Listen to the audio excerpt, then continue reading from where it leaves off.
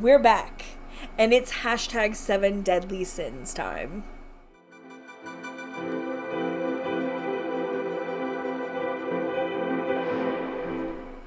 I know I'm really late with this tag.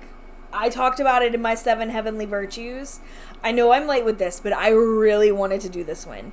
This one maybe even more so because it is so cheeky in many ways, and I'm like down for it. I love it.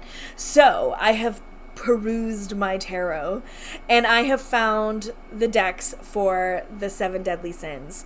So I am ready to get to it. Let's go. Okay, so different day. The most janky blue brace on my arm. Please forgive. I have some kind of crazy I'll put it here. I don't know how to say it. But it hurts. So I have this lovely brace on, and we are still going to dive into these 7 decks for deadly sins. So just excuse the new accoutrement. So let's start with pride. So with this one, it does say like a deck you purchased for use or use for flexing. While I'm not a flexer, I thought pride as in something that I am proud of. So in that tone of pride, I'm going to show the Mystic Masters. This is the 2nd edition.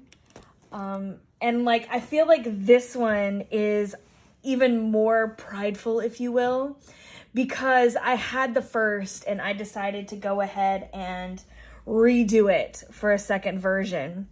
So with Mystic Masters, I mean, what more can I say? It's a deck I created, so of course I am proud of it.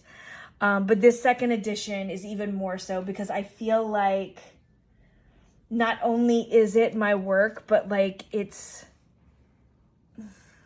how do I say it? Like, I want to say like accelerated, but like, you know what I mean? Like extra. It's just like my stuff, but extra. Because I got to touch it up, right? So not only did I get to put it out once, but I got to put it out twice. And so for me, that makes Mystic Masters my prideful deck. And the cardstock is scrumptious, you guys. Okay, so Greed, a deck you don't want to share with anyone or only use for yourself. So I'm going to pull all these lovelies out of the hat. Seed and Sickle. Y'all, this is a me deck. I don't read for anyone else but myself with this deck. It is... Oh, I don't know how I'm going to do this. Okay. Carefully, that's how. So this deck is absolutely stunning. As you can see, there are no keywords.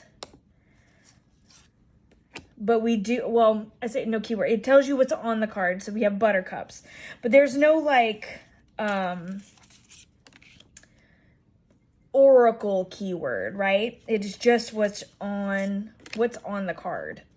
So this beautiful deck I use for myself.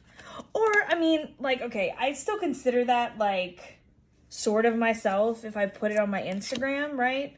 For like collective readings, but like I'm not gonna bust this out in a regular reading. Why? Because I use this in such a different way.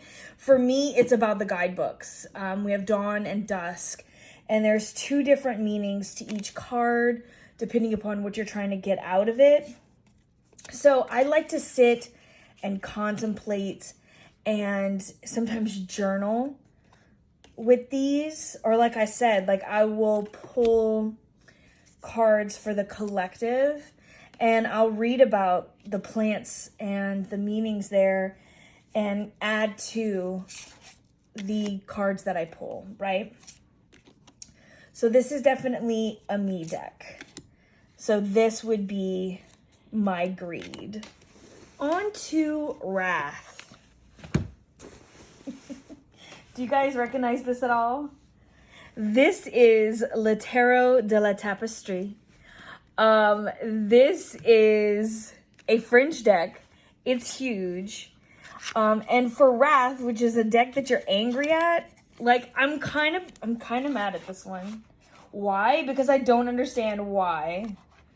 It intrigues me so much when everything about it says absolutely freaking not. So everything is in French. They're huge. They're really pointy. And I'm going to be honest, as like crazy cool as the idea is, these tapestries are creepy as hell. They just, like, they remind me of Hereditary. You know how she makes those little miniatures? And then at the end, they do that creepy thing with like the whole ritualistic stuff. And like, I can't help, look at this tower. Look at this. Oh my God. It is the stuff of nightmares. And I'm kind of mad at it because I cannot not stare at this.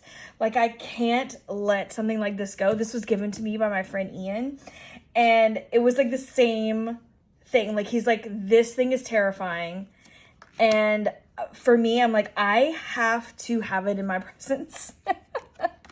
We're going to have to do a full walkthrough of this deck for you guys to get the full scope of how terrifying this thing can be. But at the same time, it's irresistible. And it's maddening, you guys. It's maddening. Like, look at this face. It's nightmare fuel. But at the same time, like, look at the texture.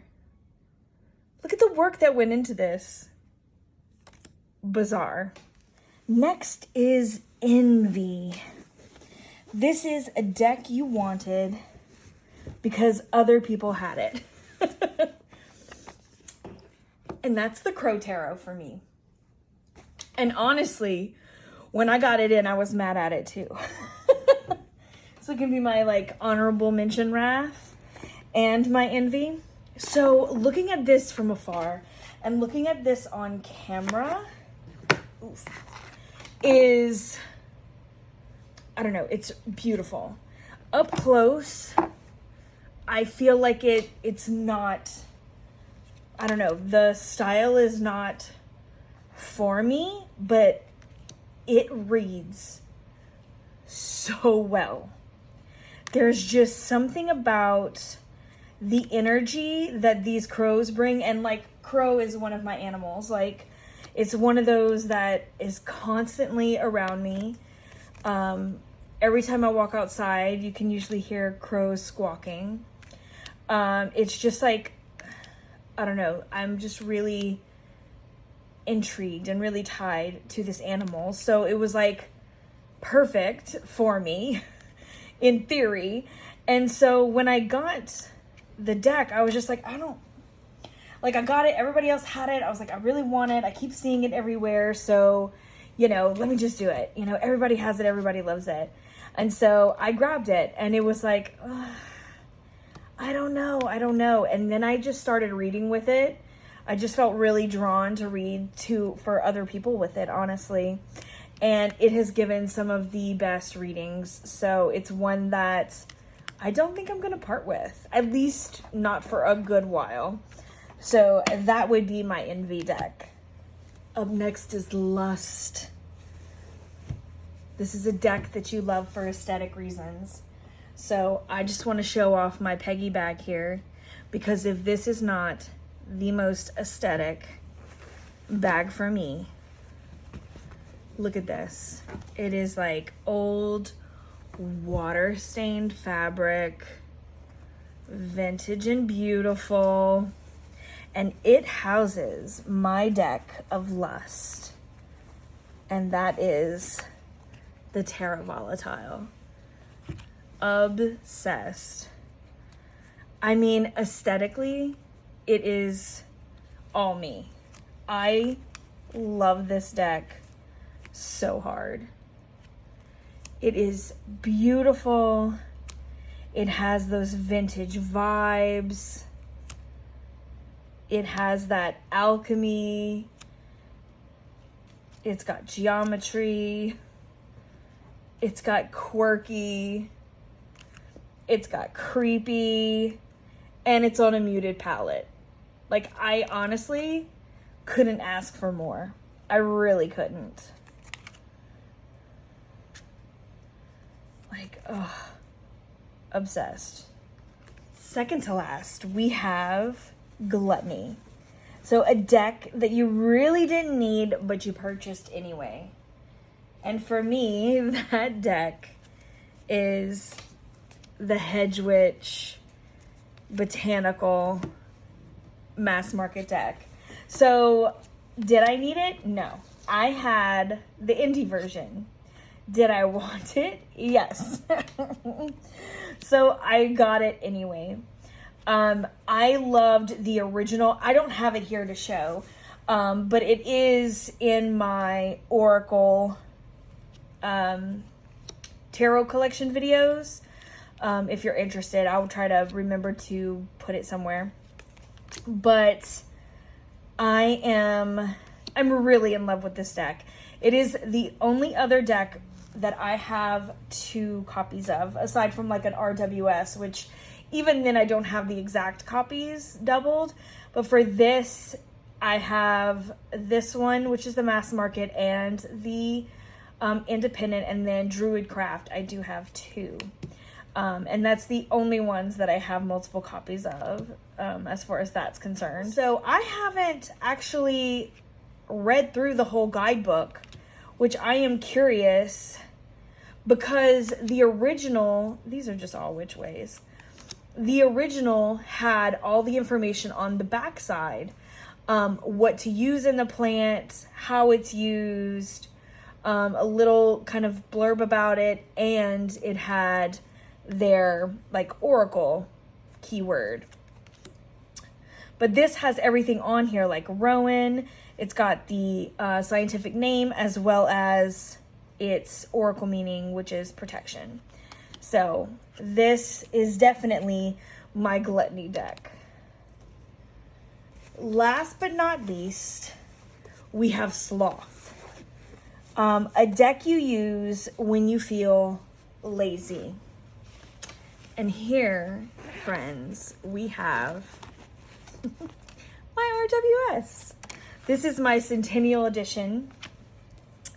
And I say I use this when I'm lazy. Like, I just mean, like, if I'm just going to randomly pick one that I know is going to read well, that people are going to recognize easily, that they are going to, a lot of times resonate with, because that's what, you know, that's what you see in movies and pictures and TV. Most of the time you will see this RWS. When they think of tarot, this is what pops up. And it is always a beautiful, beautiful reader that never, like, what is even happening? Sometimes I wonder what I'm doing and why I have my decks all mishmash, but at least you know they're used, right? Like, what is she doing?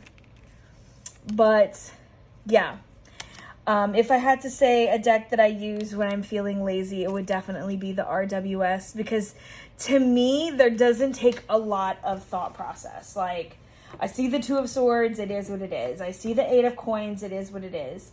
I know these so readily, I guess you would say. And again, there's such a traditional idea of the tarot that I just feel like it's a no-brainer when it comes to reading, especially for others. Like, sight unseen, just grab that RWS and go to town. So I hope that you enjoyed this tag, you guys. I know it's late, but it was so much fun to do. If you guys have done this tag, or even the Heavenly Virtues one, please link it down below. Like, drop it in the comments. I'm always excited to go and check out what you guys have done. I'll put them on my watch later, and I kind of like go through them once a week or so. I'll like watch all my videos on there. So definitely let me know if you've done this. There's a few that I've already seen. I don't always comment, you guys. I don't always comment, but I'm watching. I promise. A lot of these. So let me know down below if you've done these and what you think about these choices. I'm really excited to hear from you guys as usual. Did I say everything was going to be down below? Probably not yet.